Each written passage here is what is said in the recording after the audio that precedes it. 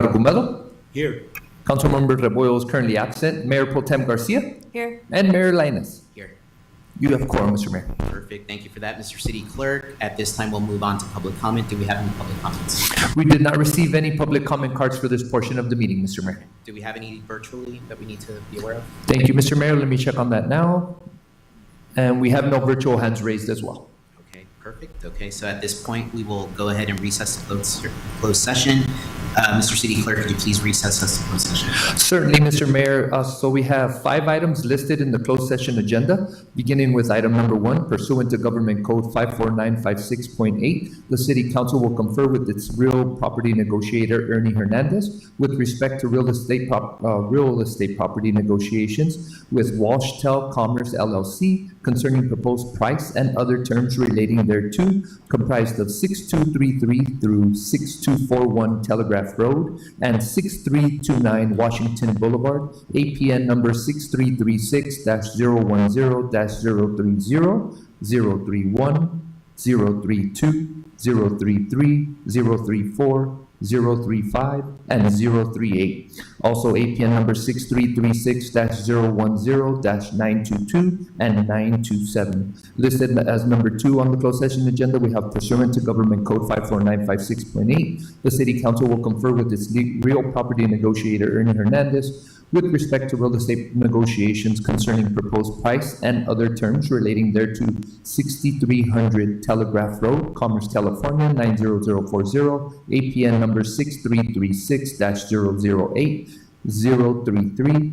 And listed as number 3, we have pursuant to Government Code 54956.8, the City Council will confer with its real property negotiator, Ernie Hernandez, with respect to real estate negotiations concerning proposed price and other terms relating thereto, 2143 South Atlantic Boulevard, Commerce, California, 90040, APN number 5244-014-905. Listed under number 4 in the closed session, we have pursuant to Government Code 54956.8, the City Council will confer with its real property negotiator, Ernie Hernandez, with respect to real estate negotiations concerning proposed price and other terms relating thereto, 421 Milpas Street, Santa Barbara, California, 93103, APN number 017-313-612. And finally, listed as number 5 on the closed session agenda, we have conference with legal counsel, existing litigation pursuant to Government Code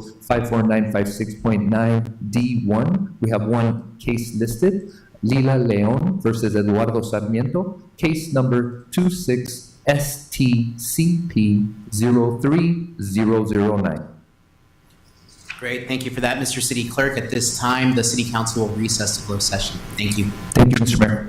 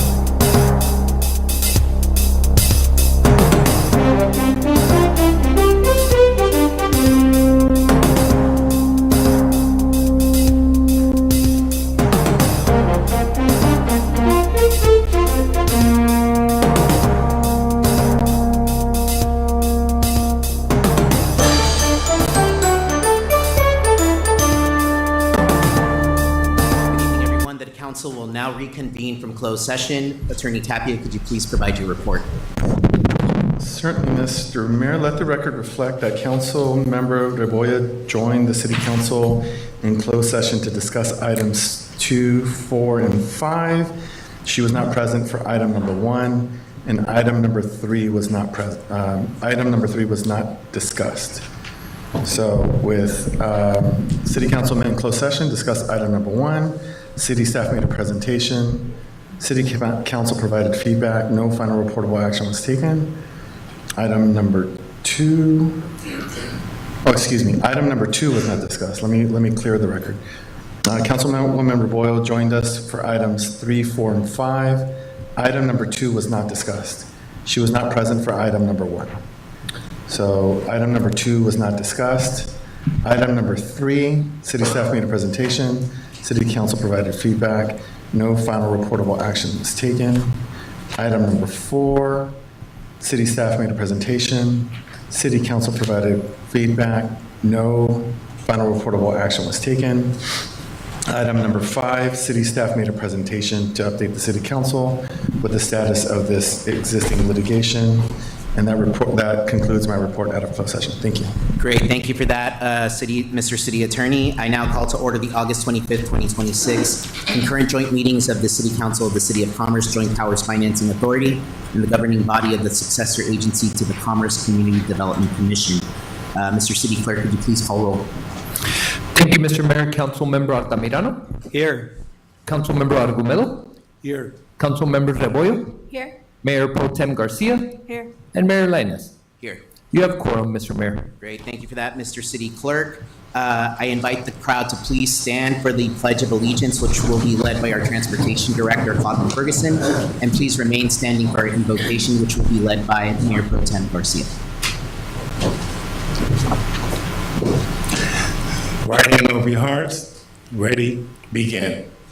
Pledge allegiance to the flag, United States of America, and to the republic for which it stands, one nation, under God, indivisible, and liberty and justice for all.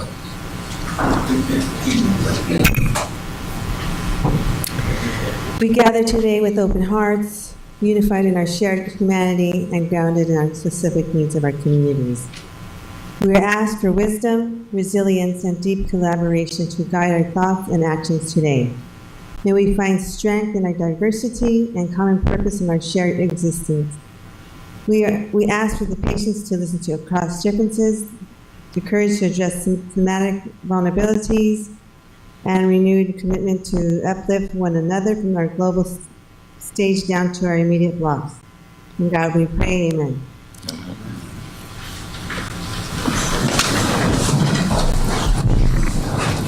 Thank you both.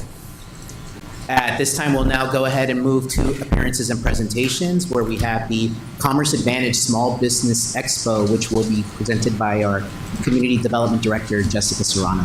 Good evening. Thank you. Good evening, Mayor Lainez, Mayor Pro Tem Garcia, and members of the City Council. It's my pleasure to invite the City Council and members of our business community to our upcoming Commerce Advantage Small Business Expo. Next slide. The Small Business Expo will be held on Wednesday, September 2nd, between 5 p.m. and 7 p.m. at the Commerce Senior Center. This is a free event open to small, emerging, and established businesses to provide business resources, agency support, financial guidance, a networking mixer with light refreshments, and raffle prizes.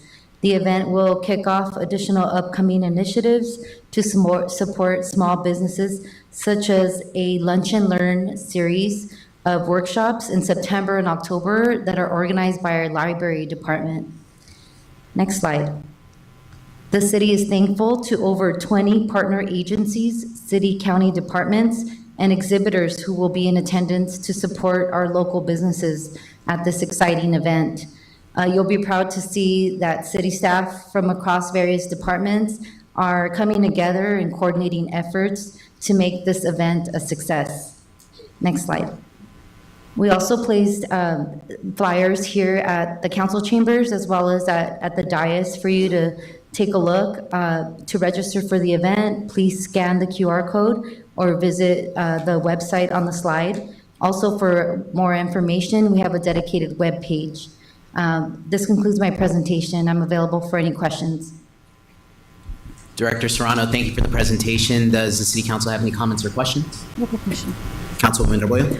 Jessica, did we deliver these to like the different businesses in the community, or is it geared towards smaller businesses? We did send a direct mail of the flyer Okay. to, it was approximately 1,500 businesses. Perfect. And we geared it towards those that have 99 or less employees. Nice. Okay. Thank you. Great, thank you for that, Councilwoman. Great question. Any other questions from the City Council? Director Serrano, thank you for your work in putting this together. I know it was you and the team. It was a really big effort. But I think the Small Business Expo is going to be great. I think one of the missions that we have as a city council is really trying to uplift our community, right? And that's residential, but also our business community. And I know there's been a lot of negative economic factors that maybe have harmed some of our local businesses. And so I'm a big believer in informational capital, right? So being able to connect our community with resources, right? We have the Small Business Association, we have the LA County Economic Development Corporation, and various other resources that we're going to have there. Just connecting that business community with those resources, I think it's going to be really, really beneficial. So I think it's great. So for those watching and listening, if you could attend September 2nd from 5 p.m. to 7 p.m., it's going to be a great event. It will not only be a hub for resources, right, but it'll also be a networking mixer, right? It'll be an opportunity to learn from other entrepreneurs, to meet other business owners, and really strengthen those relationships and build those relationships. So really looking forward to it, and can't wait. Thank you for your help there. Thank you. Of course.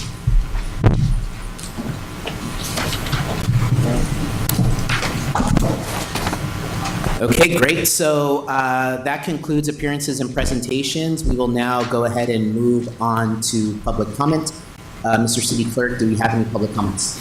Yes, we did receive one speaker card, Mr. Mayor. I'll hand that off to you now. Great. Okay, thank you for that, Mr. City Clerk. I just want to remind people that public comment is where members of the public who wish to address the City Council on any matter not on the agenda are able to come up to the podium and speak as long as they have submitted a speaker slip. And please note that we do have a 3-minute time limit. And the speaker card I received is Mr. Frank Martinez. If you could join us at the podium, please.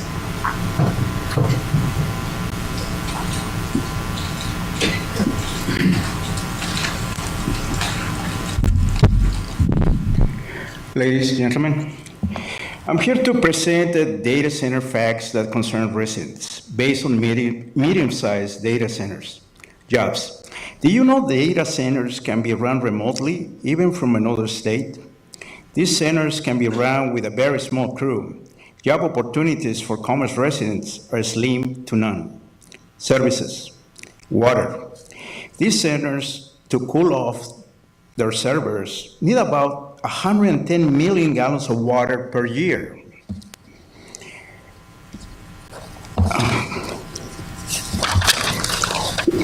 Once the water is used, it evaporates. There's no way to recycle it.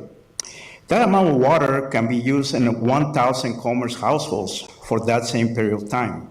Power. Data centers can use up to 26 million kilowatt hours per year, enough power to supply 1,500 to 2,500 households. Noise pollution. The lifespan of a data center could be up to 30 years, 15 when the center is updated with new technology.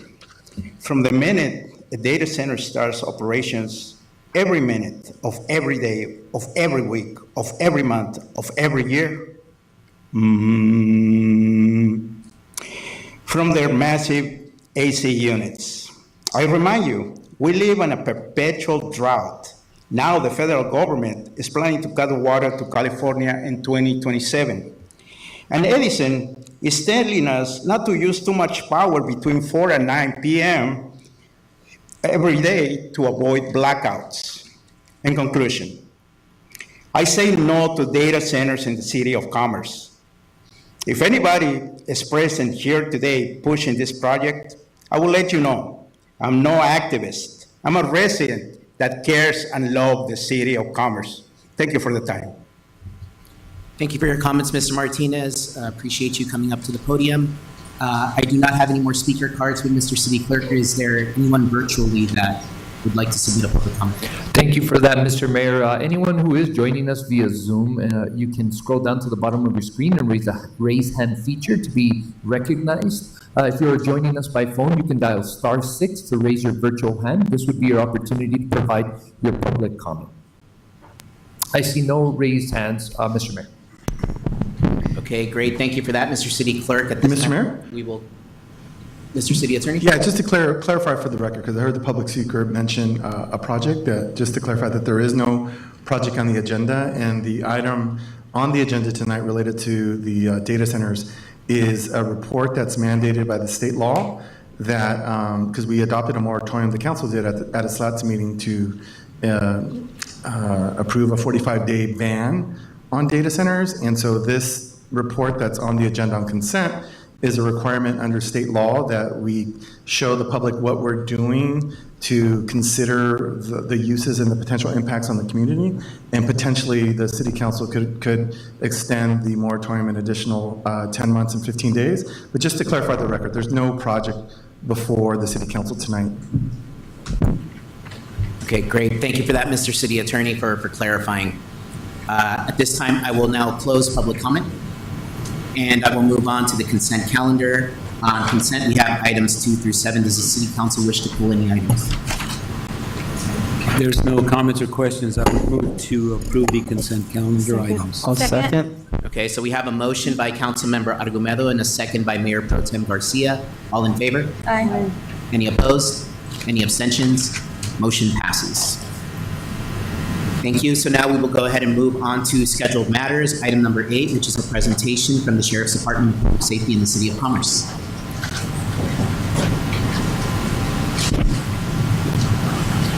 And I think we have a new guest in the building tonight.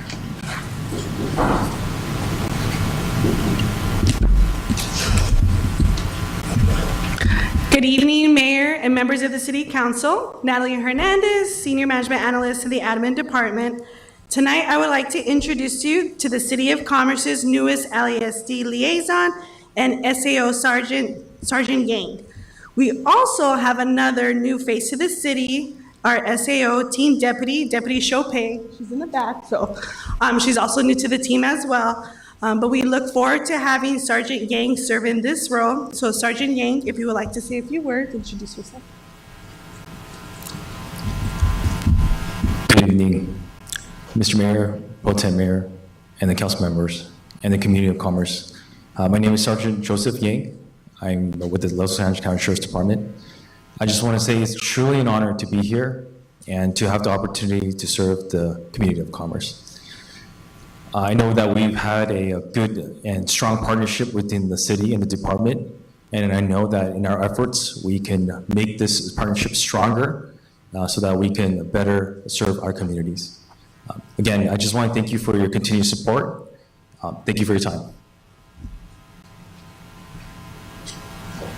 Great. Sergeant, thank you for coming on down, and very nice to meet you. We're really excited. You came well-referred and well-regarded by some of our staff members who had an opportunity to speak with you and just make sure that you would be a good fit here for the City of Commerce. So I'm very excited for what you'll bring to our community. I know each of us will, meet with you individually over the next coming weeks just to talk about some of the things and some of the concerns that we're seeing, some of the goals that we have.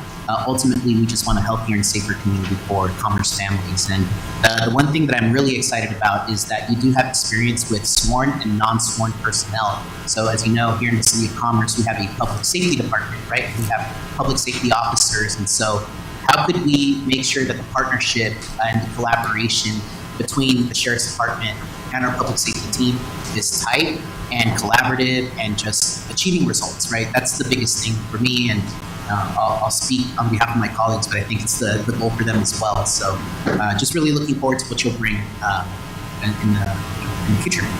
Thank you, Mr. Mayor. Great. Thank you. Does the city council have any comments or questions? Just welcome to the team, and we look forward to working with you. Thank you. Thank you. I'm excited too. Yeah, I think just that, welcome. I think that we probably each will individually sit down and just kind of discuss our goals and our expectations, and, you've become a part of such a unique and wonderful little city, and I'm looking forward to hearing what your goals are and your goals for our community, for the team. So, look forward to sitting down. Thank you. Thank you. Congratulations, Sergeant Yang, and looking forward to working with you, and just welcome to the first day on your job. Excited to be here. Welcome aboard. Thank you. Sergeant Yang, again, welcome aboard. Thank you so much, and looking forward. Have a great night. You too.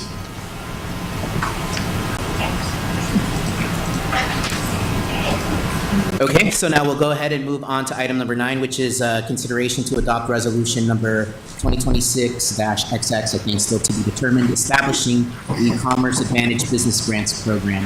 And we'll have a presentation by our Community Development Director, Jessica Serrano. Thank you, Mayor, members of the City Council. This item is a consideration to adopt a resolution establishing the Commerce Advantage Business Grants Program. Next slide. To provide some background, small businesses are the backbone of commerce, but often they are vulnerable to financial challenges.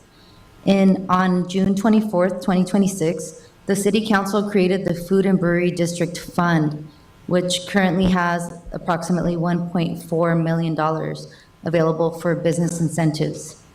As part of this proposed program, this is proposed to be the funding source for this grant program. The program goals include strengthening the local economy, small business retention and expansion, encouraging startup businesses, and job retention and creation. Next slide. The grants it's a two-part type of grant. One is geared towards existing commerce businesses. The way the draft guidelines are set are that the grant amount is up to $50,000, subject to repayment if the business closes within 3 years of grant issuance. With the funding that's available, there would be approximately 15 businesses that would receive this type of grant as determined by City Council. The type of business operations that are required for a business to qualify include that they be a retail, restaurant, or service-oriented business that is physically within the City of Commerce, and that they're operating within the city before January 1st, 2025. They also would need to employ less than 20 full-time equivalent employees at the time of application. So it's really geared towards the smaller businesses in town. They would also need to be in good standing with licenses and so forth. Some of the eligible activities would include building improvements, equipment purchases, limited inventory and supplies, accessibility improvements, and licensing permit fees, among others. There is a indication or a priority indicated that priority consideration will be given to existing commerce businesses located along Washington and Atlantic. Now, although this is a priority, it doesn't exclude businesses outside of these corridors. Next slide. The second component to these grants include startup businesses, and this would be for a grant of up to $25,000, subject to repayment if they close within 3 years. With the funding that's available, approximately 14 businesses would receive the grant, but obviously this is up to City Council, it could change. The types of operations include retail, restaurant, and service-oriented businesses, and they would have to have been either in operation on or after January 1st, 2025. So it's for the newer businesses after 2025. They would need to employ less than 20 full-time equivalent staff. And again, it's for building improvements, limited inventory supplies, accessibility improvements, licensing and permit fees, amongst others. And it also has language in there to prioritize those located on Washington or Atlantic. Next slide. Now, the grant approval process includes a preliminary application where staff or city consultants would review the applications for basic requirements or eligibility. Once we determine that they meet the basics, we would ask for a full application and additional documentation, and to confirm eligibility. Then staff would do a site inspection to determine whether the improvements that they would like to do qualify and whether they can be achieved with the amount of money that's available with the grant. The applicant would then, staff would help them develop a scope of work that they can then share with consultants or contractors, and they would be required to get 3 estimates so that city staff could review those estimates and pick the appropriate proposal. Once we get through that phase, city staff or the consultant would bring these applications in front of city council for approval. And if it's approved by city council, they would need to enter into a grant agreement with the city. And as part of the construction phase, they can only begin construction after they have the agreement in place and they have the proper permits. And a final inspection would be conducted to ensure that the work completed meets the standards and the scope that they were approved for. Last slide. At this time, it is recommended that City Council consider adopting a resolution to establish the Commerce Advantage Business Grants Program, authorize a budget appropriation of $1.4 million for the program, authorize the city manager or designee to develop and adopt policies and procedures for distributing the funds for qualified expenses, and among others, authorize the city manager or designee to make any necessary amendments to an existing on-call agreement with Avantgarde to increase budget, scope, and term for the implementation and administration of the program, authorize the city manager or designee to take actions needed to implement the program, and lastly, take any additional actions as deemed necessary. This concludes my presentation. I'm available for any questions. Jessica, thank you so much for the presentation. Does the city council have any questions? I do. Councilman Argumedo? Thank you, Mayor, and thank you for the presentation. A couple of questions. I did have a few minutes to discuss some of them with the city manager, and I believe he was going to get together with you and go over some of it, but I'll go with you as well. I just want to make sure that we get them addressed.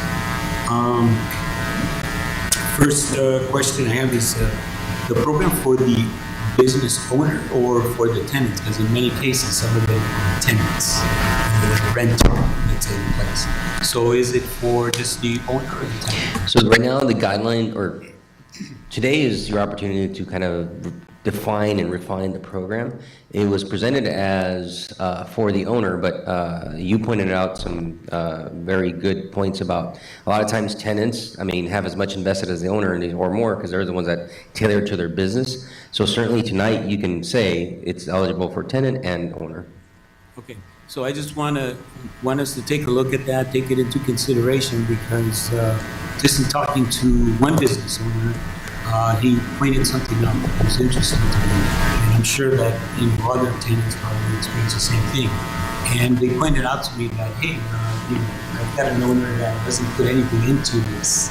He just collects rent and he doesn't really care about it. And to me, he says, he figured, he goes, oh, he'll probably go over there and try to take advantage of this. And then he's going to tell me that he's going to raise the rent on me because he's doing all of this. He's going to fail to tell me that he applied for this grant. And he's going to say he did. And so they were, in essence, double dip. Like the initial money that's provided, and then now he's going to increase the rent and actually make money on both ends. So I just wanted us to look at that and take it into consideration so we properly address that. The other question I had was related to I guess if they take this loan or the monies for this program, after a 3-year period, if they close, right? Is that correct? Or before 3 years? Or If they close before 3 years, before then they 3 have to years? pay back the city. So how does that look? How do you collect that money? We would work with, we would be doing annual inspections to ensure that they're still in operation. And if we find that they've closed, then we would go, we would reach out to that business owner or property owner and try to collect. And in discussing this with our finance team, you know, if we need to get a collector to collect the city's money, the city can do that. We have the ability to do that. Okay. In the case of a owner, you know, potentially you can put a lien on the property or something. That's In correct. the case of a tenant, if we move in that direction, that probably would be a little bit more difficult. So again, I just want you to give that some thought and consideration as we move forward to ensure that we're not going to be stuck with, you know, loaning out money that we probably may not be able to collect in the future. So I need you to give that some thought and consideration. The other question I have is related to the priority consideration, and rightfully so. I love the fact that I like to see Atlantic and Washington develop or further develop, right? But what does that priority consideration look like? What exactly are we doing to provide that priority? What we can do is have a targeted outreach to those businesses on Atlantic and Washington so that they learn about the program first, that they get more information, we can set up one-on-ones with those businesses. So that's how we can target them. Now, at the city council level, as you're reviewing these applications, you can make a determination that, you know, you want to prioritize, you know, these other applications for those corridors before, you know, handing out money to businesses outside of that. Okay. All right, I just want to make sure we properly address that. I'm all for it. I think it's warranted. I think we should concentrate on those areas. But I'd like to know exactly how we're going to be able to do that. I don't want others that, you know, may apply or want to take advantage of this program to be, now they're going to be feel excluded. And they didn't have an opportunity for resources to enhance or beautify their properties, et cetera, et cetera. Okay? So I just wanted to bring that up. One of the examples that I also had a discussion with our city manager was that in the past, you know, we've had discussions about maybe, you know, purchasing, let's say, some of the not so undesirable, let's say, businesses in our city, maybe purchasing, we can now take ownership and maybe develop it into something different. But my thoughts were is not exactly that. It could be a very expensive undertaking on our part. So my thoughts were is maybe we can look at different ways. And one of the areas that I think has come up in the past was, I'll bring it up, is some of the hotels in our community. And my thoughts are is if we, excuse me, if we do the right thing in terms of, you know, maybe talking to them and trying to create what I guess people call these boutique motels or hotels.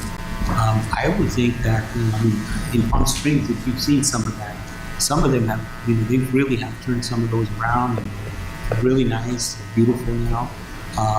In my opinion, we can do something along those lines where they're more inviting, changing maybe the restrictions on them. I don't know. I believe they operate the ones that we have. I believe that they have hourly rates possibly. I don't know.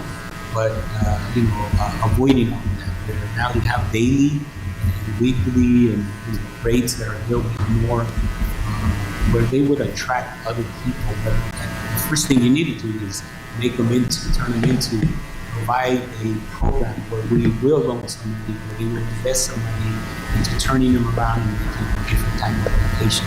So I'm hoping that you'll think about that, give that some consideration. I think that would be something that would be helpful for us, making it a little bit more inviting as we try to make these areas a little bit more palatable to more people who come to visit.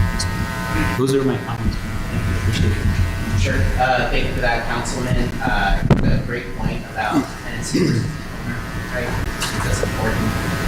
As far as the hotels, I think that's something definitely worth exploring. I think that's a separate initiative, but certainly something to look at. Okay.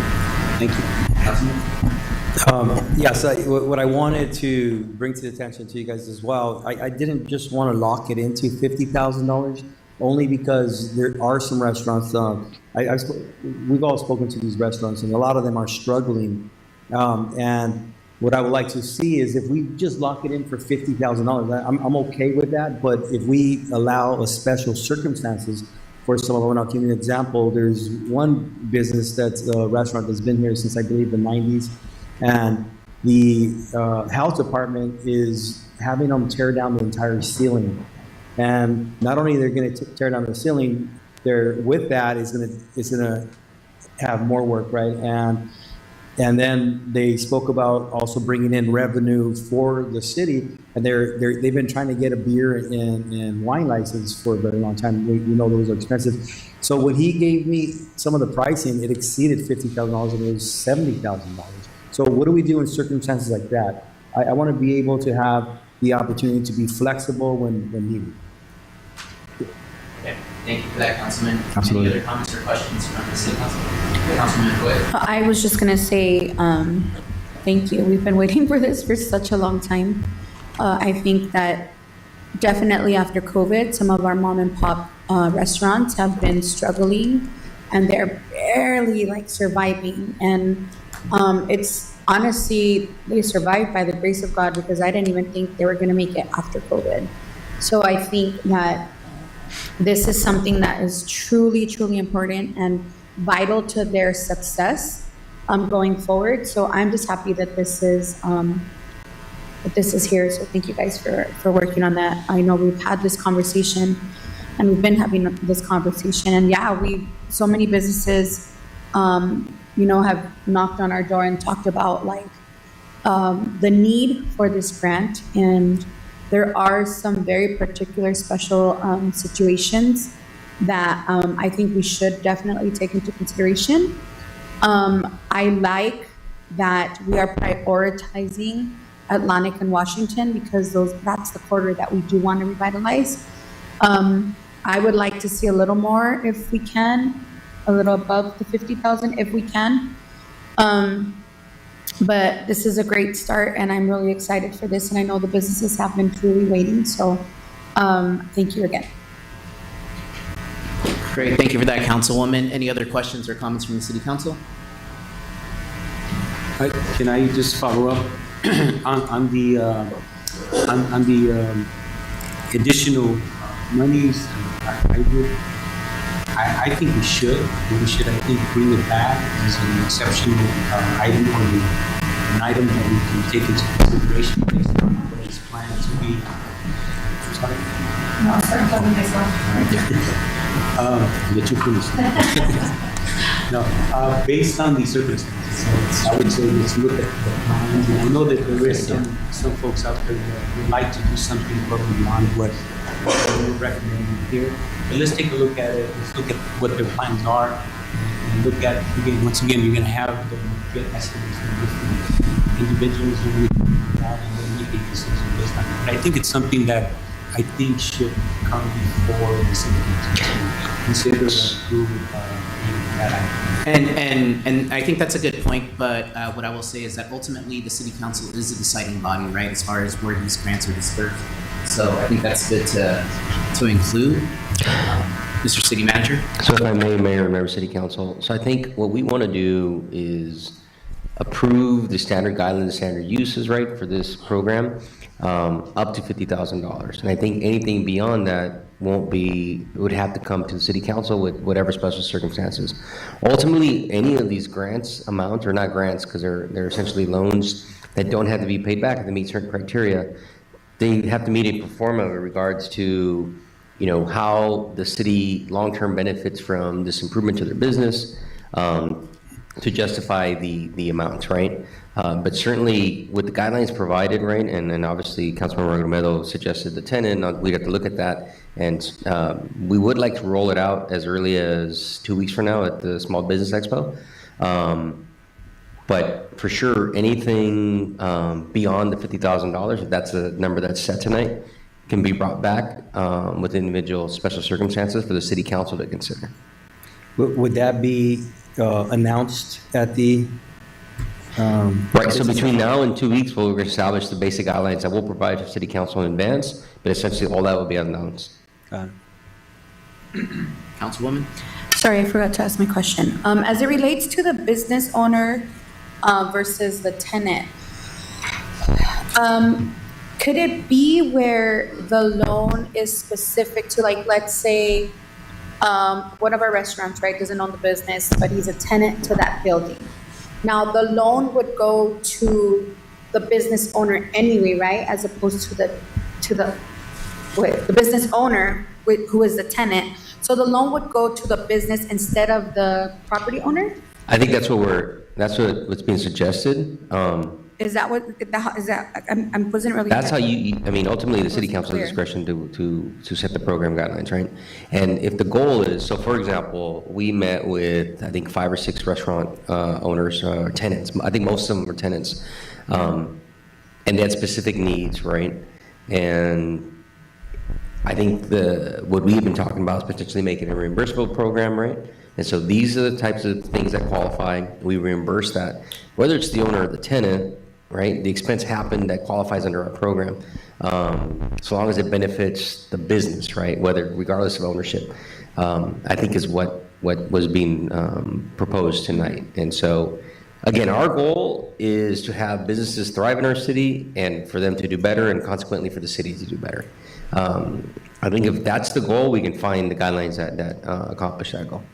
My second question to us is, I know it's from the Food and Brewery District Fund. So are we saying that, and maybe I missed it, these grants are only for like food and brewery type businesses, or it's gonna be open to anybody? Because here's where my brain is going, and my struggle is that we can have a warehouse owner come and apply for a business grant, right? And then we have a struggling, like, mom and pop restaurant that is actually providing a service, which is like the food, right? And a gathering place for the community. But then we have this warehouse who provides really nothing, no revenue for the city, right? Because we make pennies on their licenses. So, and I guess that's what I'm trying to understand. Can we narrow it down to restaurants and those type of businesses? So I think, and Jessica, you can keep me honest Or did I miss here, something? But the focus of this program is really to attract these certain types of businesses, right? We're talking about retail, restaurants and cafes, service-related businesses. What I will also add to that is ultimately the city council is the deciding body on who receives these grants or loans, right? So if there's a business, right, that comes in applying for something and we just don't feel like they're a good candidate for the funds, as a city council, could say no, right? I mean, ultimately, that's how this program is designed. But Jessica, could you just confirm that? Yes, Mayor, you're accurate in your statements, and we did state that the business types that qualify include a retail, restaurant, or service-related business, and we also included types of businesses that are prohibited, which include passive businesses, including rental properties and businesses where the owner does not actively operate or occupy the improved property. We could. Where is that located? Where are you reading it from? This is on the draft guidelines, and it's on page 7. It's one of the attachments to the staff report. Just let me add, what we could do, based on the comments made by the city council, is when we open this, we set up a set window, right? And then those applications will come before the city council with recommendations from staff, and the city council can ultimately approve or disapprove any of the recommendations. Certainly will become relevant if, which I don't think will happen, at least in the first go-around, I don't know, if the funding is exceeded, right? You're gonna have to make some decisions based on that anyway. But I think what we could do to make this part easier, at least, about the merit of the business, and then coincidentally how these businesses are going to benefit the community, is have a window, everybody submits their application proposals, and in accordance with our guidelines, staff will provide a recommendation. Okay. The city council could then take that recommendation, either validate it or go a different direction. Okay, thank you. That was Okay. good. Okay. Great. Any other questions from the council? No? Jessica, thank you so much. I know this is something that the team has been working on for quite a while. I think ultimately the goal of this program here is to uplift our small business community, right? I think that the identity that the City of Commerce has is very business focused, right? And business oriented. But as Councilwoman Rebollo said, right, I think the pandemic and just other negative economic factors have really impacted a lot of the small businesses that are here in the community, specifically in the restaurant and the service-related space, right? So I think we certainly wanted to offer support to those types of businesses, just so they can succeed here in the City of Commerce, right? And we can help them out. So I view this as an investment in our community. And when we talk about the Washington and the Atlantic corridors, right, we see a lot of underutilized properties. We also see a lot of properties that have for lease signs up there. And I think, that's where the new business track comes in, right? During COVID, I know there were a lot of home-based businesses that materialized, right? People that make their own coffee, make their own pastries, make their own food, right? People that cut hair, right? That do pedicures, right? There's a lot of budding entrepreneurship here in the City of Commerce. And so the purpose of this grant program is to help those get into a legitimized brick and mortar, right? Or help legitimize them. But it's also why we're having the Small Business Expo, right? Because we can't just throw financial capital and expect somebody to be successful, right? We have to connect them with other resources and information and just educational, informational capital to really thrive. So this kind of works hand in hand, right? The Small Business Expo and the business grant program with the Commerce Advantage. So I think Councilman Argumedo made some really good points, right? I think we certainly want the business person, right, or the entrepreneur, the tenant, in many cases, to be the beneficiary, right, of this grant, right?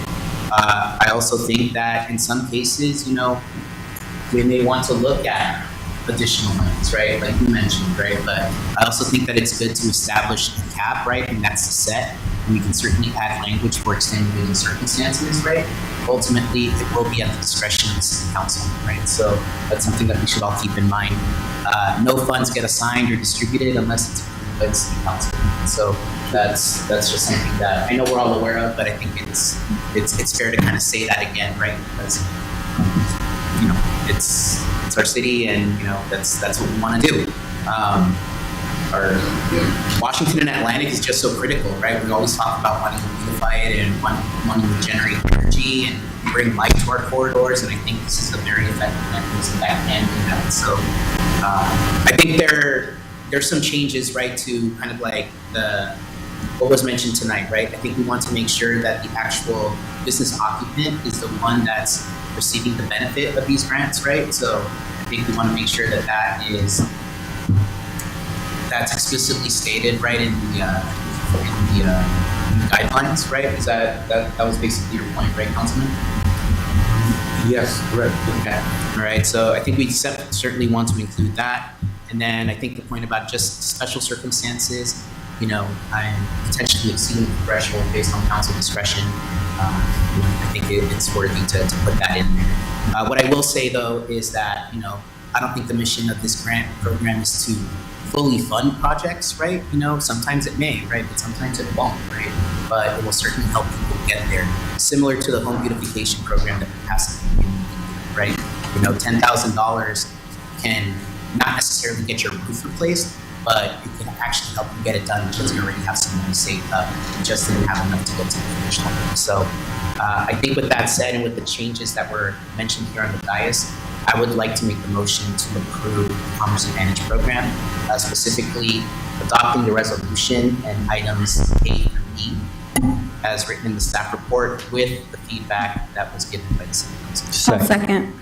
Okay, and so I think Councilmember Altamirano beat you to the punch, so he has a second.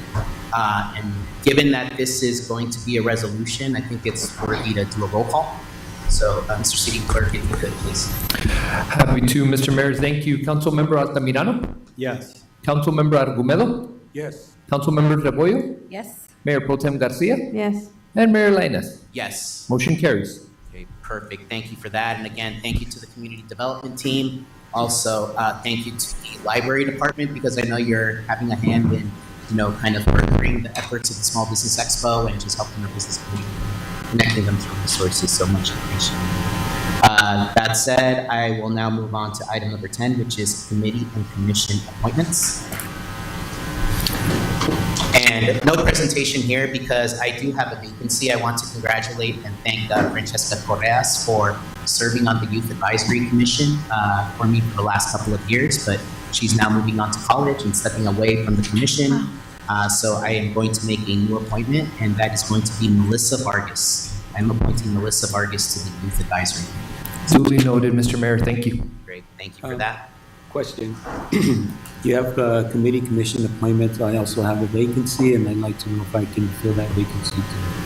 Yes, you may, Councilmember Argumedo. So the floor is yours if you have a suggestion. Thank you.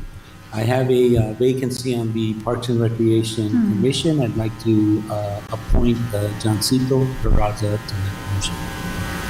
And if you don't mind, I'd like to continue this for the next meeting, the commission and committee appointments, because I will have another appointment. Duly noted, Councilmember Argumedo. Thank you for that. Thank you. Okay, congratulations to Melissa Vargas and Johncito Peraza, and we will bring back an item at the next meeting to make an addition. Great. Okay, stepping into public hearings, we have item number 11, and who will be presenting on that today? Director Serrano. Yes, thank you, Mayor, members of the City Council. This item is a public hearing to consider an ordinance of the City Council enacting zoning ordinance text amendment number 25-02, amending the zoning code, and a resolution to approve conditional use permit number 25-12 to allow off-sale of beer and wine at 6100 East Washington Boulevard. Next slide. The applicant for this project is Jennifer Oden of Solomon, Salzman, and Jameson. The site location is 6100 East Washington in the City of Commerce. The project includes two requests: the zoning text amendment to modify the existing 500-foot separation requirement for alcohol-related uses along designated commercial corridors, and a conditional use permit for off-sale beer and wine sales Type 20 license within the existing AM/PM convenience store. No building expansion or site changes are proposed. The public hearing notice was published in Los Cerritos News on July 30th, 2026. Next slide. To orient the City Council, the property at, I'm sorry, there's a typo on here, but it's 6100 East Washington, not Telegraph, is located on the south side of Washington Boulevard between Fidelia and the I-5 freeway. It's approximately 42,000 square foot lot size. It's within the commercial manufacturing CM1 zone. And the property is currently developed with an existing Arco gas station and an AM/PM store that operates 24/7. The building size is approximately 3,266 square feet, which was constructed in 2003. Next slide. To provide some background on the project, on July 15, 2026, the Planning Commission reviewed this project and took formal action to adopt a resolution recommending that City Council approve the zoning text amendment, and adopted a Planning Commission resolution approving CUP number 25-12, subject to conditions of approval and contingent upon approval of the zoning text amendment by City Council. They also directed staff to file a notice of exemption to comply with the California Environmental Quality Act. Planning Commission typically has discretion over conditional use permit applications, but the conditional use permit was scheduled to come before City Council similarly to the zoning text amendment application. Next slide. The proposed project is to amend Commerce Municipal Code, Section 19.31.102, specifically for off-sale licenses. And the applicant is proposing a type 20 alcoholic beverage control license for beer and wine sales for off-site consumption. A conditional use permit is required for that to allow for that use. They are proposing beer and wine sales only between the hours of 10 a.m. to midnight, Monday through Sunday, and no changes to the building are proposed at this time. Next slide. This slide shows the floor plan for the existing AM/PM. The boxes in red outline the areas where the beer and wine will be stored, and they've indicated that during hours where they're not allowed to sell, they'll be locked. Those refrigerators will be locked. Next slide.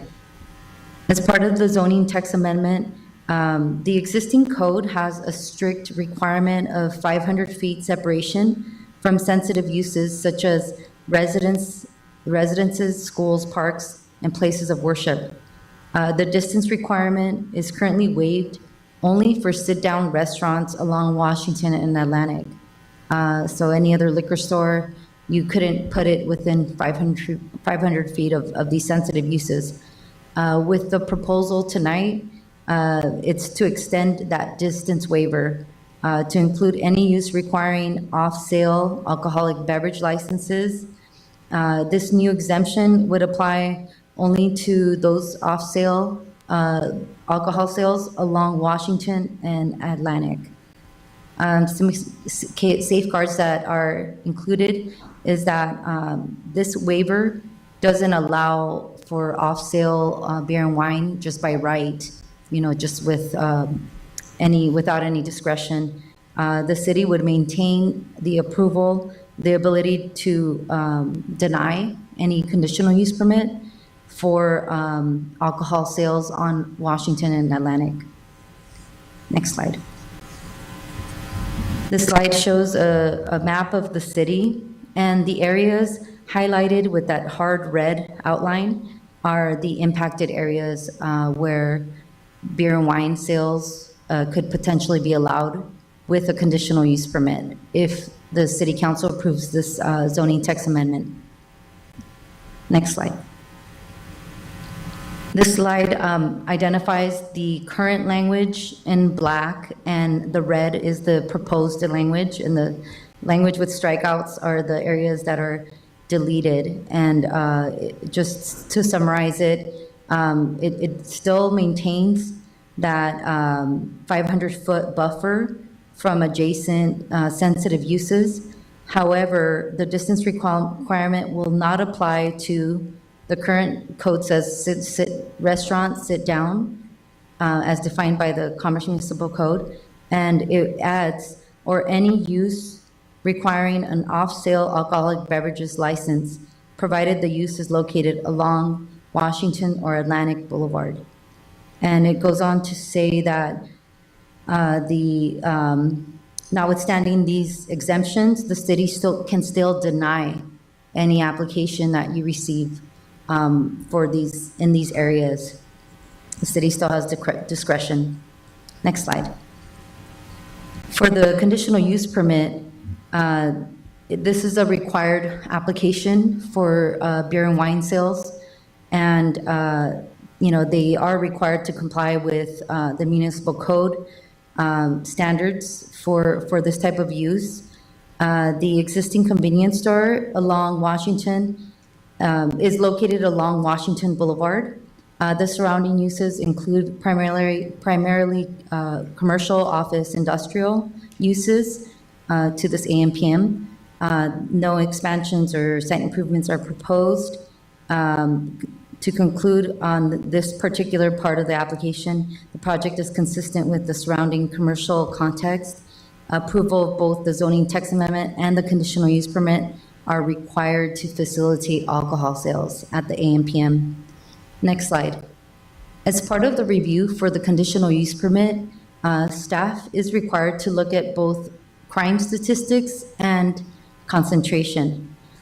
Based on the location of this business, the property is located within reporting district number 0244. According to Alcoholic Beverage Control, this is classified as a high crime reporting district. We did check with Sheriff's Department though, and they did not document a pattern of nuisance activity at this location. And also for the census tract in which this property is located, ABC sets standards as to how many off-sale alcohol establishments they recommend within a census tract. For this particular census tract, they recommend 2. There's an existing 9. So based on ABC standards, it's already, there's an undue concentration. And what that means is ABC establishes these concentrations based on population. Well, as we know, we have low population in the census tract, so that means they're gonna recommend a lower number. However, the Planning Commission, both the Planning Commission and City Council have authority to approve this additional alcohol use despite these statistics from ABC. They would need, the City Council would need to make a public convenience and necessity finding stating that this use is serving a public convenience and necessity. That language has been included in the resolution to approve as part of your packet tonight. Last slide. At this time, it is recommended that the City Council consider introducing and waiving full reading, read by title only an ordinance enacting zoning text amendment 25-02, amending the Commerce Municipal Code, Title 19, zoning, section 19.31.102, adopting a resolution approving conditional use permit number 25-12 to allow sale of beer and wine for off-site consumption at 6100 East Washington, and adopting a categorical exemption under the provisions of CEQA. This concludes my presentation. I'm available to answer any questions. Jessica, thank you so much for the presentation. Does the City Council have any questions? All right. Councilman Argumedo? I just wanted to address an item that I think is an issue with some of these locations. And it's related to addressing how to handle where individuals purchase wine or beer, and now they sit in the parking lot and they're consuming it. I've had reports of that at Calimex. I've had reports at other locations, and I've had to request that somebody go and get it addressed. So I want to make sure there's a proper, there's a protocol for handling that. How is that going to be addressed? Certainly. There are conditions of approval for the CUP that require that the person selling alcohol go through certain training, that they post signs outside of their business indicating no loitering.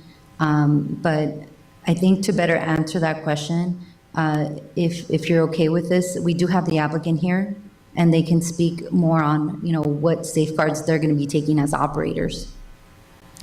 All right, I just want to make sure it's taken into consideration, because it is a problem in other locations. And I know I personally called in to make sure that we had somebody go down there and addressed it. And it actually did help in one case. But I just want to make sure that we have a procedure that's in place for that. And it should be part of the conditional use process. And if it becomes a problem, then we need to take a look at it. So, yeah, but I would be more than glad to hear from the applicant as to how they plan on addressing it. They're okay.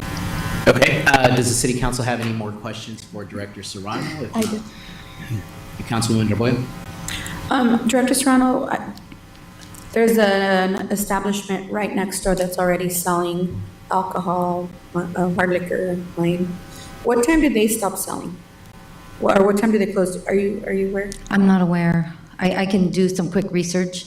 And then if- there's a liquor store, less than a mile down the street, right? Right. It also sells alcohol? They do. Do we Yes. know what time they Leo's. I can do some quick research on that. Okay, maybe I could just Google it right now too. I guess I'm trying to wrap my brain around, like now a third establishment, right, selling alcohol in that same vicinity, like that's in less than a mile. I don't know that I'm, too keen on that. I'm curious to hear what my colleagues say, but I was just curious to say, I know this establishment is gonna sell only up to midnight. Is that what I read? That's correct. Yes. So I was wondering, like, wow, if the other establishments, I guess, are closed early, right? This gives that time. And then, Councilmember Argumedo brings up some really good points as well. So those are my two questions. Thank you.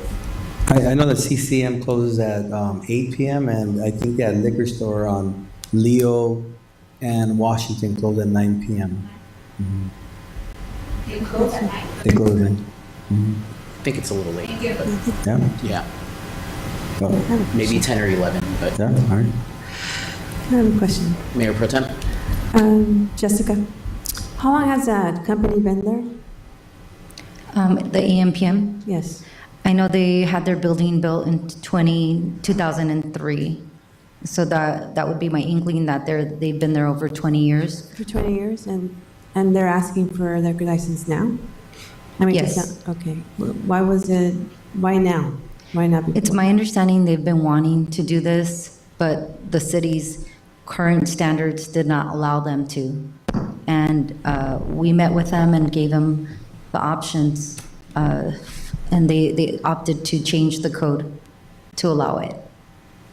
I think this may be a good opportunity to invite the applicant up to the podium because I'm hearing a couple of questions, right? So, if you don't mind.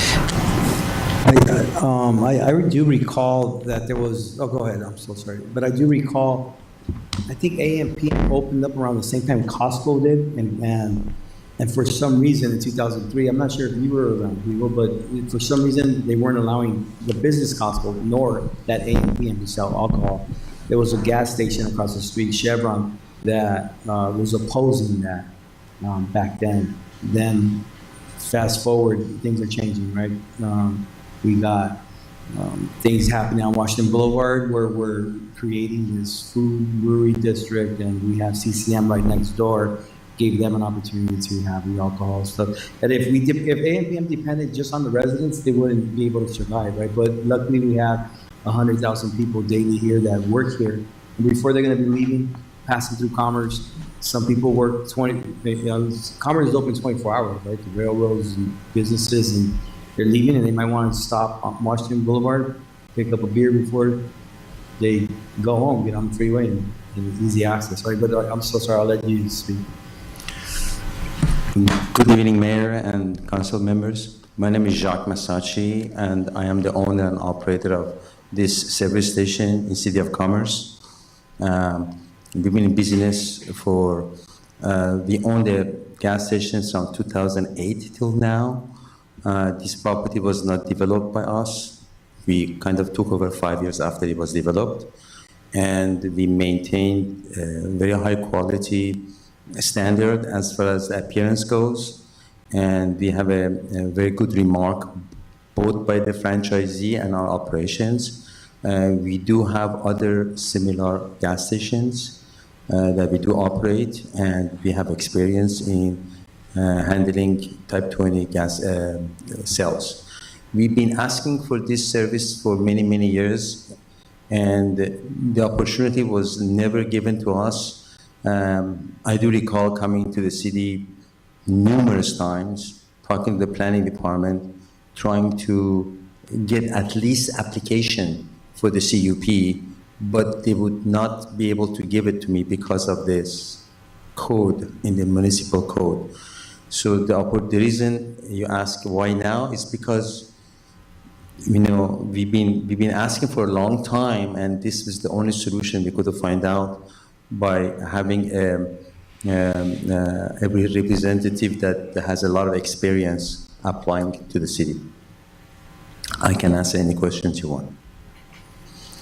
Okay, great. Thank you for that, sir. I think that answers Mayor Pro Tem's question. And Councilman, I believe you had a question regarding the protocol for security, right, or preventing drinking on parking lots. Do you need me to repeat my question, or? No, I can Okay. I go can ahead. address those questions, and if I do not, please ask it to me, I can do that. Thank you. First of all, as far as the security goes, all the alcohols are going to be behind, they're not going to be in the display outside, it's going to be all within our coolers. And the coolers have, to control the hours, we do open and close those locks. It just has its front locks and it gets closed out. All our employees, including the managers, are going to be STAR certified. They're going to a program called STAR certified that they know how to manage sales of alcohol. All our POS system has built-in a system that every time an alcohol purchase comes onto the cash register, they require to have a valid driver license that they would scan through, and the computer decides whether this person is legit, I mean, as far as being 21 or not, to do the purchase. Did I cover all the questions, or? The question that I have is, once they've met all of that, once they walk out the store and then they go to their car, and then now they're all hanging out, and some of them have a tendency sometimes they do without it. And it may be a couple of them. And now they're all sitting in the back in the parking lot drinking. Yes. That could be problematic. Yes, So that's what I want to get addressed. How do we address that? What is your plan to address? Sure. Part of, believe the conditions we have is we have to post signs within our properties that we control, that there are not going to be any alcohol consumptions within our property. We do not allow it. And if we get a person that we feel that is not qualified to drink, we refuse to sell. We do that all the time. We do not, this is considered a privilege. It's not considered right to be selling alcohol, and we do really cherish this license so good. So we want to make sure that, you know, we do not just take advantage of the system or lose our ability to sell alcohol by one purchase. So if we see a intoxicated person, we refuse to sell. Okay, so, so again, what would, let's say I'm working at your store then, and I see somebody, you have your cameras, are they Yes. out in the parking lot? Of course, we they do cover have, parking? we have about, I would say about 55 cameras throughout that property. Okay, all right, so you do.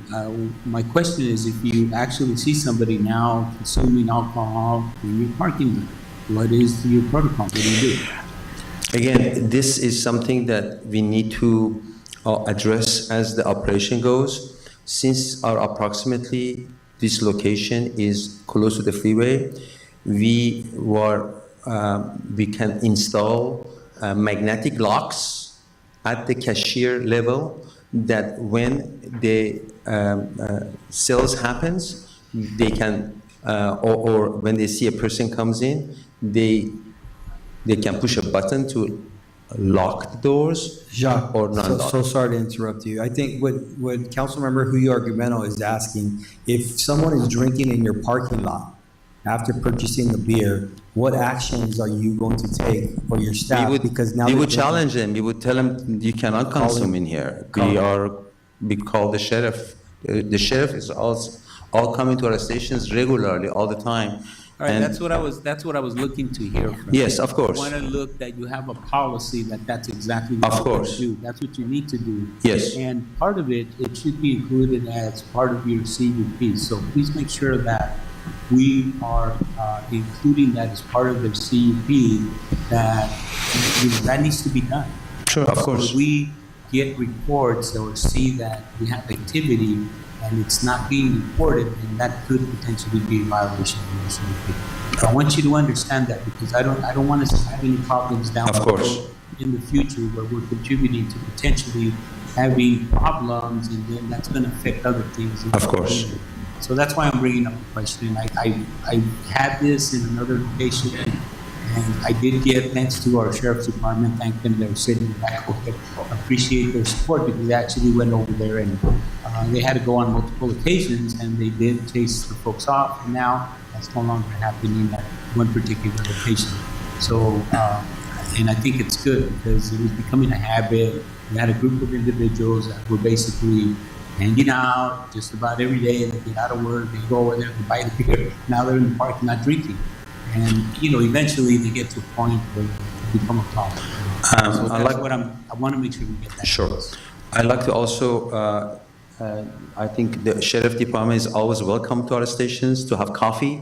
They do regularly stop. They do.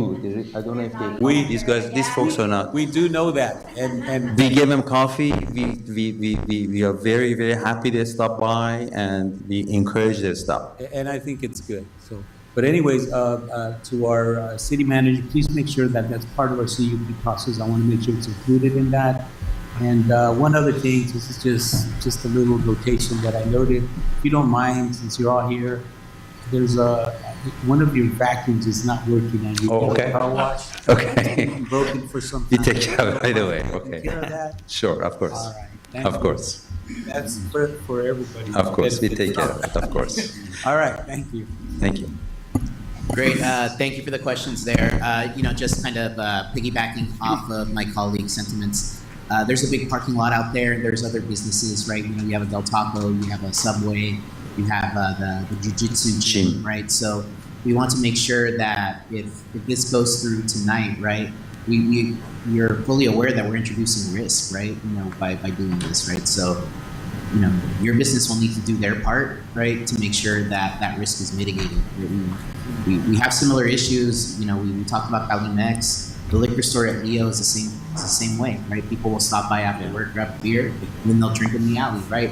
They'll urinate in the alley, right? And it's very problematic for the people that live Of on course. Wilson, next to that liquor store. So we certainly don't want to introduce those negative impacts, right, to the businesses over there, or even to the apartments, right, on Sheila, right? So something to really keep in mind. Do you have any other questions or comments for the applicant or for staff? I don't have any further questions or comments, but I would like to make a Actually, motion. before you do that, Jock, thank you. Thank you. You can please take a seat, because at this point, Thank you. we're going to open the public hearing. Thank you, Mr. Mayor. At this time, if there is anyone joining us in the general public that would like to provide public comment on this item and this item only, please step forward. You will have 3 minutes from the moment that you begin to speak. Buenas tardes, si están aquí para dar comentario público sobre este tema y este tema solamente, pueden pasar adelante para dar su comentario público. Is there anyone that would like to provide comment on this item? I do see a hand raised. If you can please step forward and introduce yourself on the microphone with your name for the record. You are not required to, but it does help for the minutes. Thank you.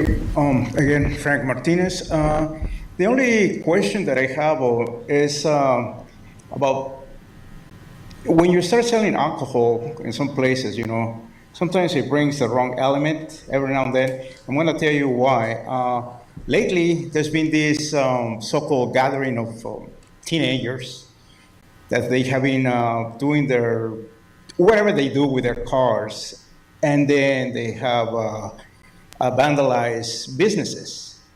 My question is, they don't sell beer and wine right now, but what happens when they start selling these issues?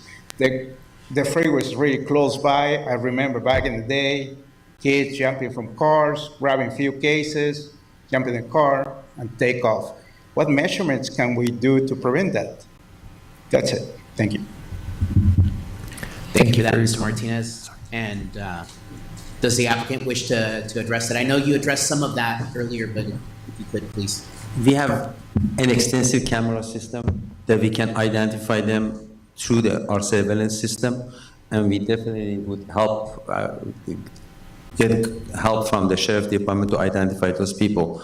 This kind of incident has not happened to any of our stations, and including this one, and we don't anticipate to have any problem like that. Thank you, sir. Do we have any other comments?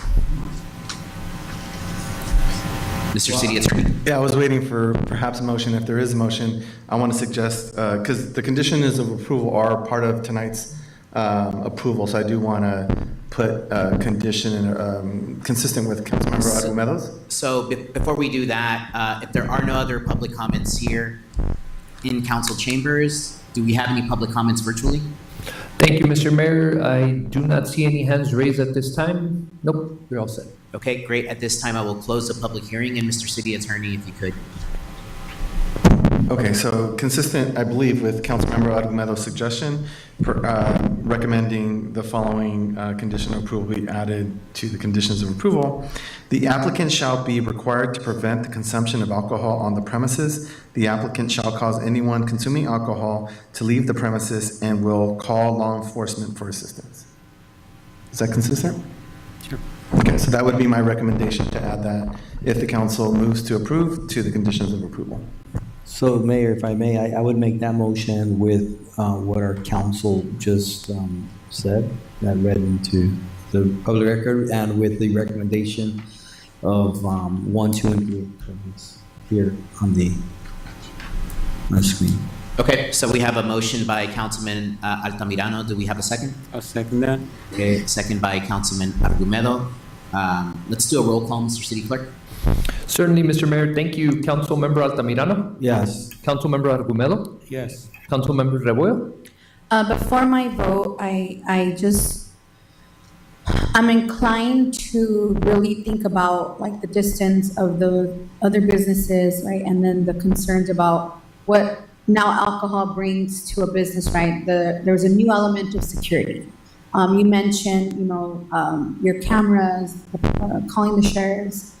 And I really, really want you to think about like the community that you're in. You're right next to a whole community of the Sheila apartments, and with their safety in mind, I really, really want you to really vow, right, to make sure that if these situations happen, that you're going to address them, and not just for 1 month or 2 months, right, but continually going forward.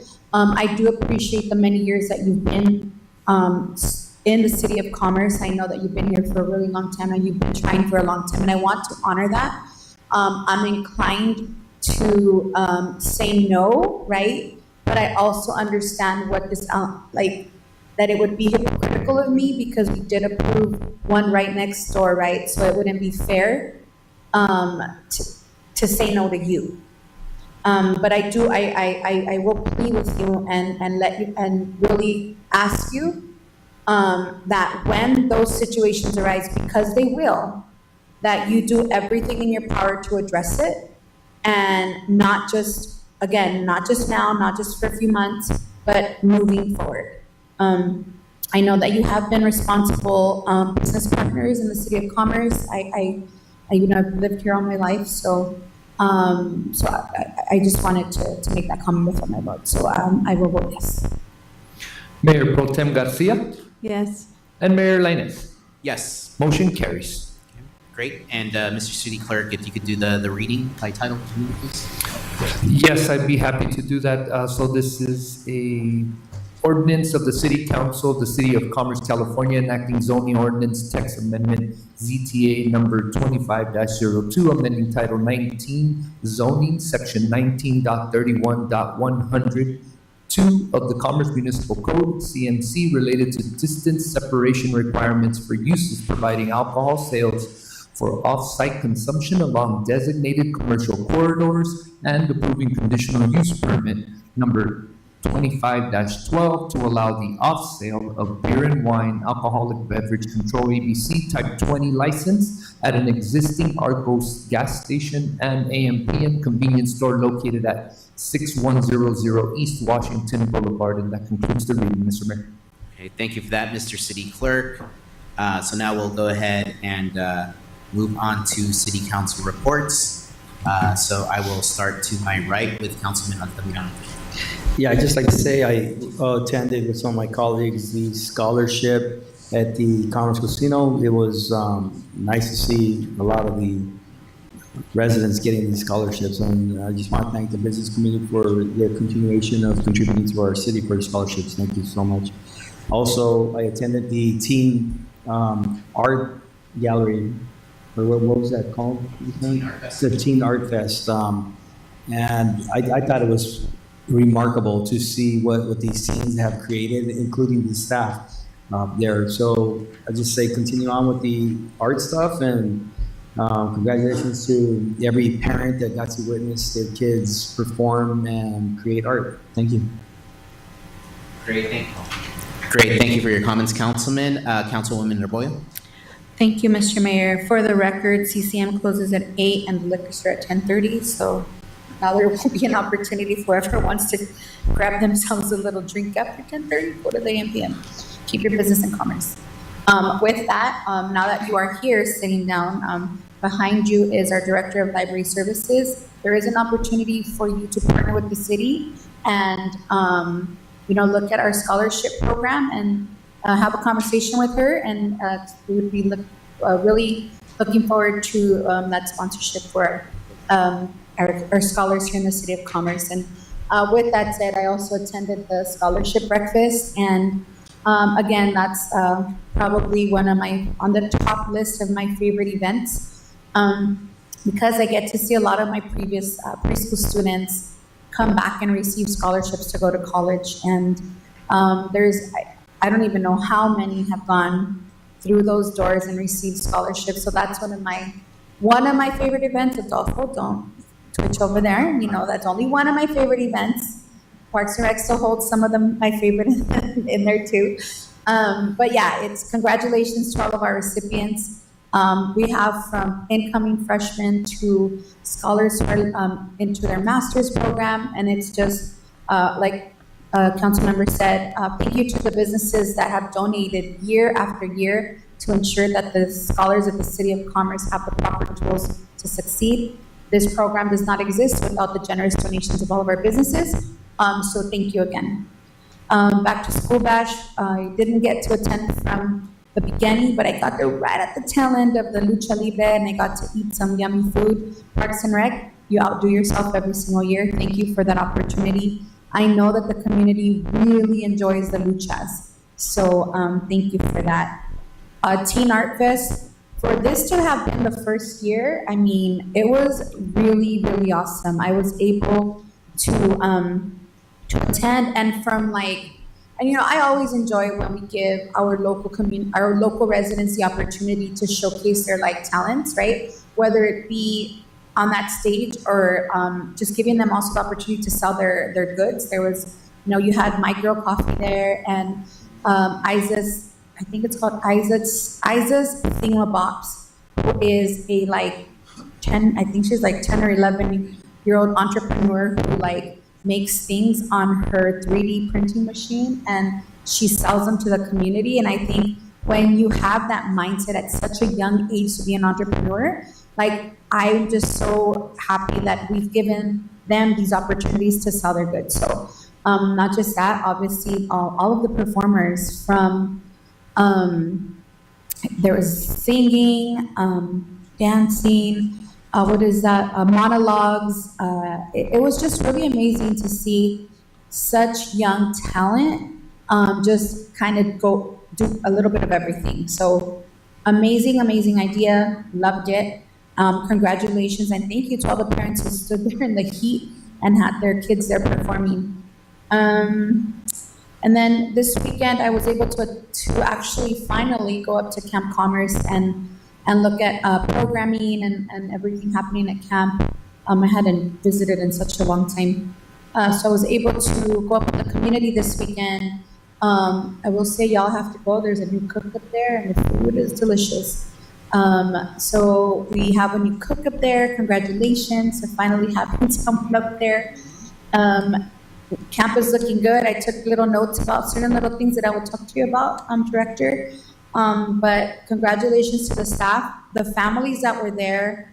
About 2 or 3 of them, like, actually came up to me personally to say how much they enjoyed camp and what Marcus is doing as it relates to like communication and just little things that are different now from back in the day. So there was a lot of compliments on the staff and on the camp itself.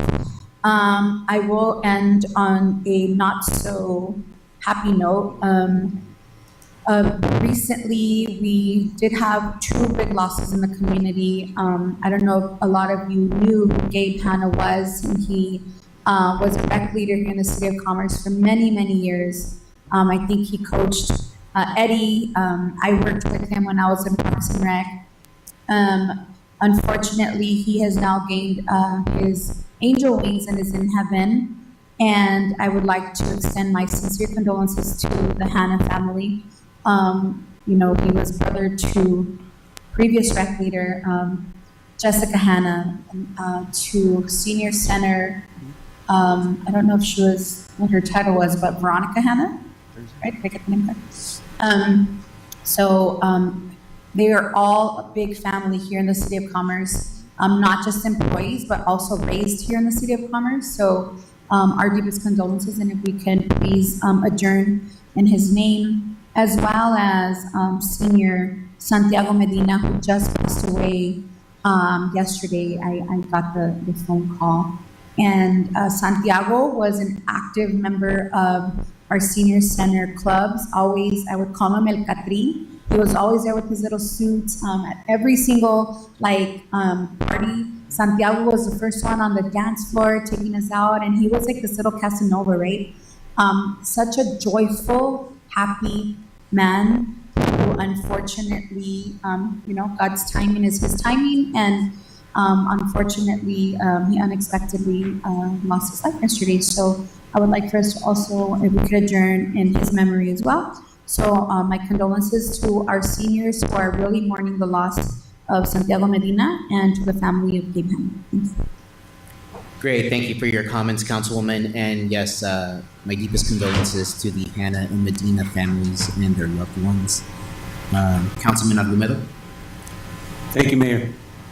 I'll try to keep it short. Parks and Recreation Director, thank you again for you and your staff for the great job at the event. It was fabulous. I did spend a great deal of time trying to get some pretzels. I think there was a shortage of food, I guess. And it was just taking a long time. The boys wanted pretzels, so hey, the bottom line is I had to go over there and get mine. So I enjoyed the lucha libre from there. But it was very nice. I could see everybody really enjoys it. I don't know what it is about the lucha libre, but some of the boys were more my son with the small ones. Daddy, I don't think that was not you. He kind of picked up on me, and I told him, well, I don't know. Those guys they're pretty rough out there. You know? And I didn't hit them. I didn't miss them. So anyway, I'm trying to just roll with it. But anyways, it was very nice. So congratulations again to you and staff for always just doing a great job with things out there, making things work, and keeping it fun, and just great events. So thank you. I had the opportunity to also attend the Gaming Cities Coalition meeting that the city on. That was Thursday, past Thursday last week, and also this past Monday, I also worked in the city on the I-5 Joint Powers Authority, and we did invite the city of Whittier and also on ballot to join the coalition, which hopefully will give us a little bit more, power in terms of leveraging, getting response from some of the Metro, Caltrans, and others when it comes to different things that we're requesting from them. And so we think that getting more cities involved, which also will impact them as we move forward with the I-5 improvements projects and the 605. So we think that hopefully that'll help us out a little bit, because there's a lot of things where we're not getting response from Metro or Caltrans, and we think it's really important to try to build the coalition, make it a little bit bigger so that we'll get a better response. As a matter of fact, we're going to try to get the meeting with the supervisor, with our senators, and I think it'll be helpful in getting better response from them. So, I also had our staff today. Thank you, City Manager. He was unable to attend the meeting on Monday, but he did this. And to our staff, I want to thank them for showing up to the meeting and taking some really good notes there, and they'll be included in our weekly. That's all I have. Great, thank you for that, Councilman. Mayor Pro Tem Garcia. Thank you. I attended the scholarship program. It was a really nice event. Thank you, Sonia, and your staff. I also like to thank the sponsors and your continuous support. We truly appreciate it, and I'm pretty sure the students as well. The keynote speaker was a great choice, especially in times like these with perseverance stories are very important, and I really enjoyed what he had to say to the students, gave them ideas never to quit and keep going no matter what. I also attended the Teen Art Festival. That was a great event. Beautiful colors everywhere. Good job, Amber. And I really enjoyed that the teenagers were to showcase their talents. I did see the audience stick around too much for the rest of the event. It was too hot, and I don't think it was playing a little bit, but it was a nice setup.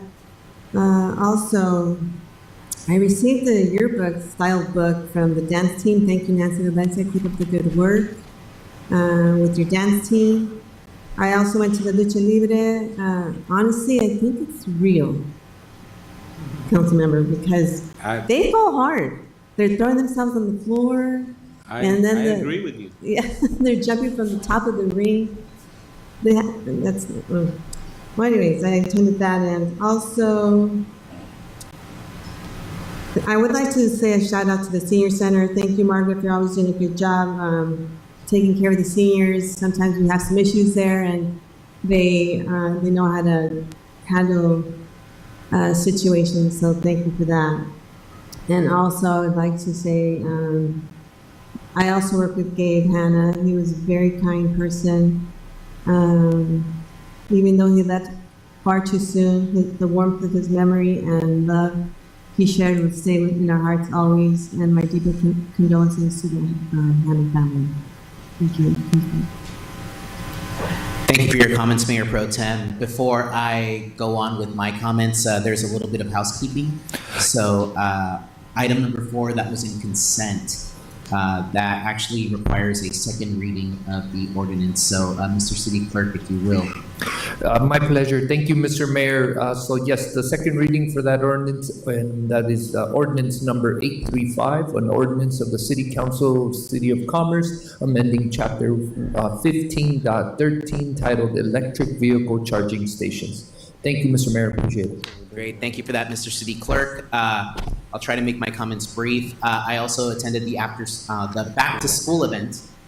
Some elements of Lucha Libre, right? And I'll give you an example. I was sitting down with my son, and for the main event, they actually went out into the crowd and they body slammed each other and pushed each other around, and they knocked the chair next to me right over, and I dropped my lemonade. So that part was real. That part was real.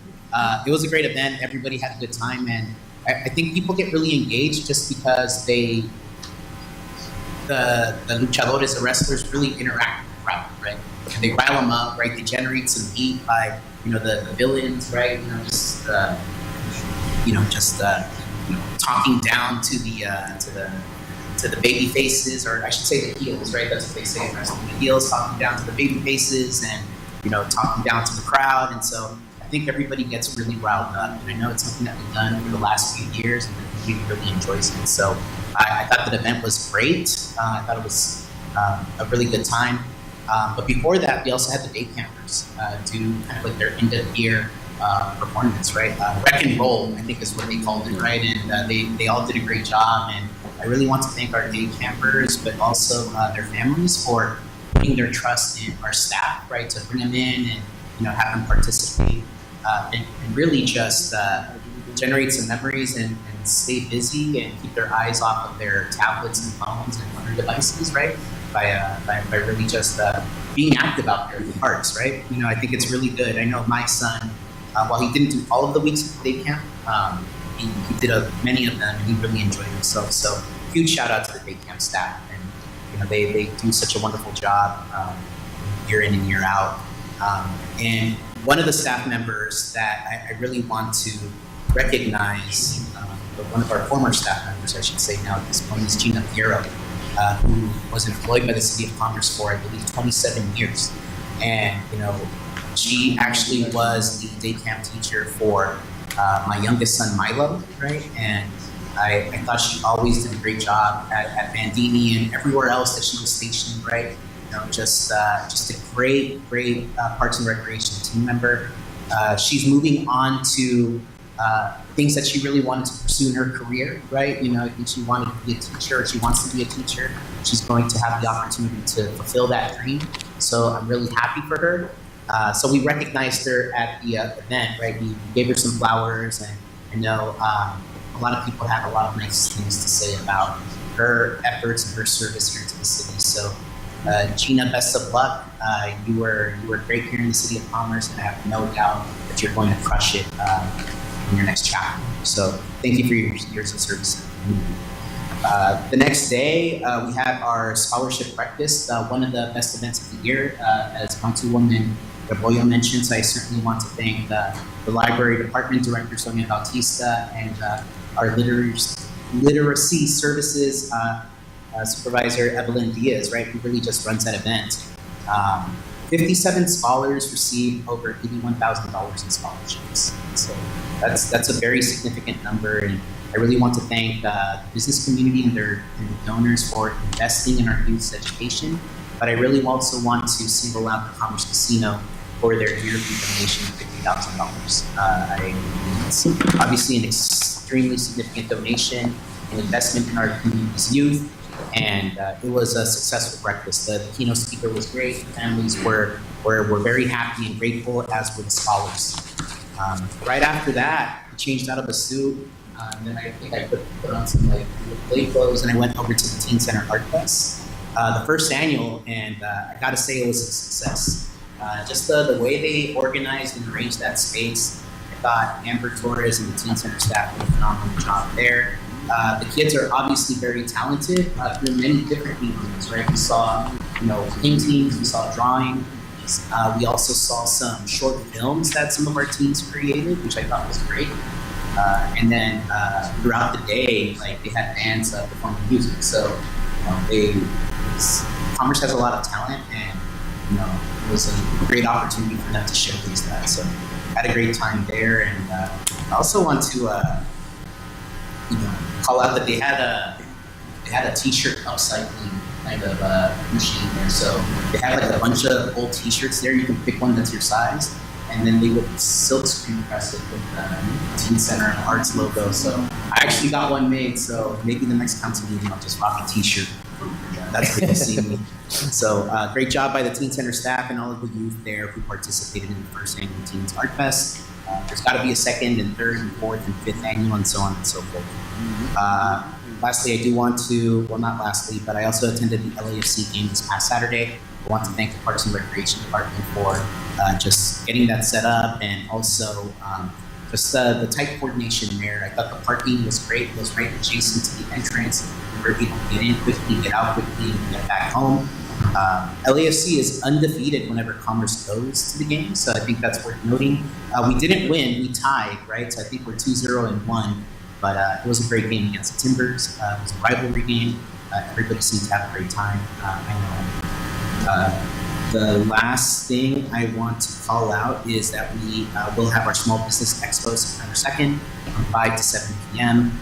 Thank you to the City Council for, just moving forward on the Commerce Advantage program. It's going to be great.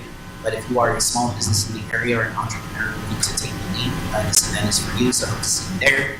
And lastly, as Councilwoman Rebollo and Mayor Pro Tem Garcia mentioned, there were 2 losses to the Commerce family. So tonight, we're going to adjourn in memory of Gabe Hanna and Santiago. Meeting adjourned.